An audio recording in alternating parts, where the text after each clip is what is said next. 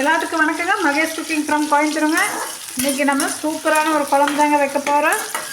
சுண்டைக்காய் குழம்புங்க. பாருங்கள், பச்சை சுண்டைக்காய்ங்க நமக்கு இந்தளவுக்கு கிடச்சிடுங்க. இது போட்டு எங்கள் கிராமத்து முறைப்படி தாங்க வைக்க போகிறோம். எங்கள் கிராமத்தில் வறுத்து அரைச்சி தாங்க வைப்போம். நாங்கள் மேக்ஸிமம் எங்கள் சைடில் வறுத்து அரைச்சி தாங்க வைப்போம். அந்த குழம்பு தாங்க வைக்க போகிறோம். இந்த குழம்பு ரொம்ப ரொம்ப ரொம்ப உடம்புக்கு நல்லதுங்க.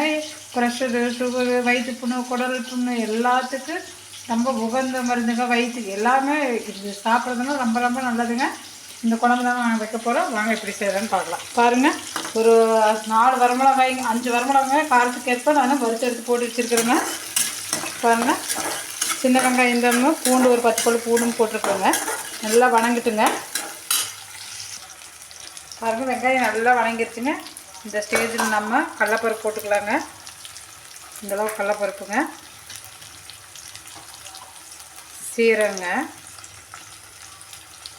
இந்த சுண்டைக்காய் வத்தல் குழம்புக்கு கொஞ்சம் வெந்தயம் தூக்கலாகவே போட்டுக்கலாங்க, நல்லா தான் இருக்குது. மிளகு கொஞ்சோண்டு போட்டுக்கலாங்க.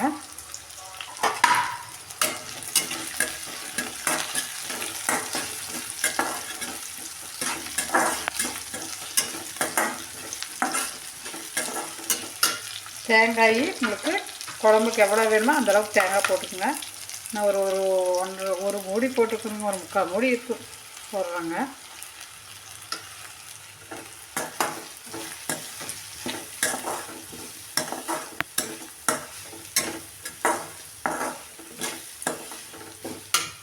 பாருங்கள், தேங்காய் வணங்கினோன்னு நம்ம கொத்தமல்லி தூள் போட்டுக்கலாங்க.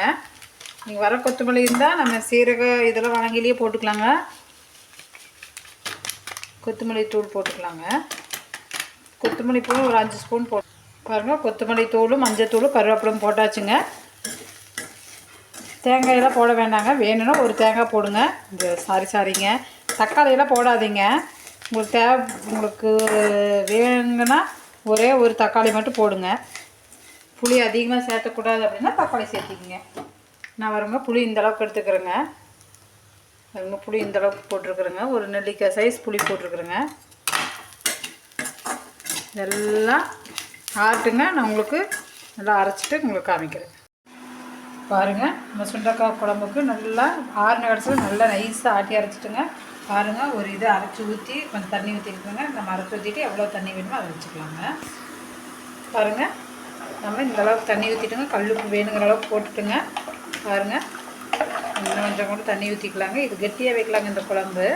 அப்போ தான் ஊற்றி சாப்பிட்றதுக்கு நல்லா இருக்குங்க. நல்லா கொதிச்சுட்டு பச்சை வாசம் போட்டுங்க.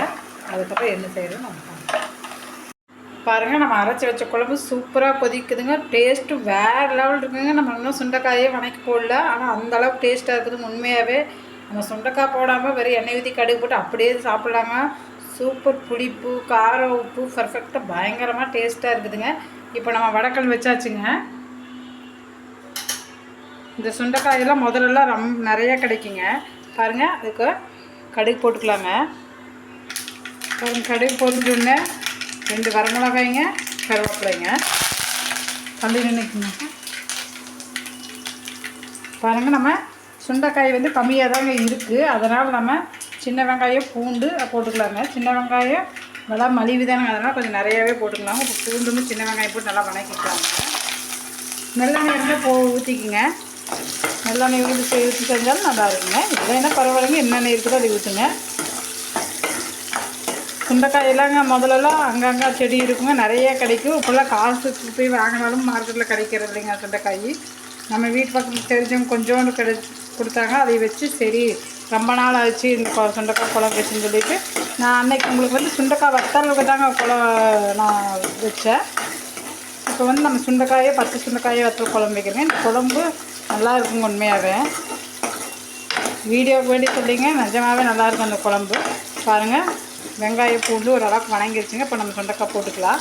சுண்டைக்காய் போட்டு கொஞ்சம் வணங்கிட்டுங்க. கொஞ்சம் கொஞ்சம் வணக்கி எண்ணெயில் கொஞ்சம் வணக்கினா தான் அந்த கசப்பு தன்மை போகுங்க. வணங்குங்க.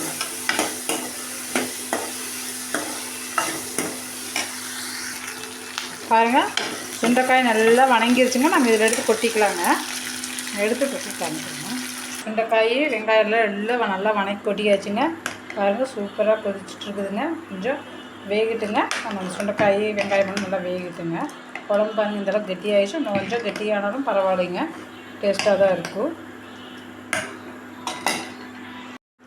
பாருங்கள் சுண்டக்காய் குழம்பு சூப்பராக ரெடி ஆகிடுச்சுங்க. எங்கள் கிராமத்து முறைப்படியே நம்ம செஞ்சாச்சுங்க. நீங்கள் உங்களுக்கு செஞ்சு காமிக்கிறேன். இந்த மாதிரி செஞ்சு பாருங்கள். உண்மையாகவே வேறு லெவல் டேஸ்ட்டுங்க. கருவாட்டு குழம்பு விட அவ்வளோ நல்லா இருக்குதுங்க இந்த சுண்டக்காய் வத்தல் குழம்பு.